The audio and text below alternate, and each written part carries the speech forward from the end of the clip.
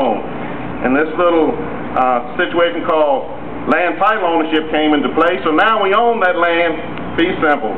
And again, I thank you, Gray Land Development Company, for that very benevolent, that very heartfelt gift that you bestowed upon us yesterday. And this land is just east of where we're standing today. It's a place called Tree Hill that a portion of the land was assigned to us. Tree Hill is where we believe Powhatan, the paramount chief, was born. We call this place Chickahominy, coming home for Virginia Indians. My second observation looks at what has happened over the last 400 years since contact with the English settlers.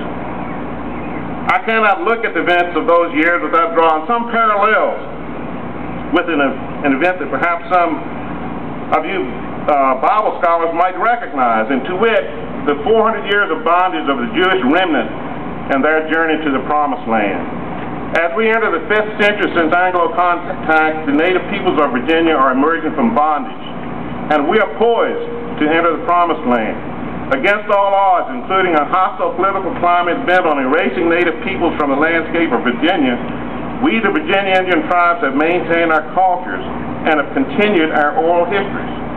We have maintained what we call an underground school that has been our means of teaching our children the history of Virginia Indians. That's been part of our efforts to dispel, and I want you to note this, the inaccuracies of those lessons learned in the public schools of Virginia. My third reflection recounts the past 5 years during my tenure on the Jamestown 400th Anniversary Commemoration Commission.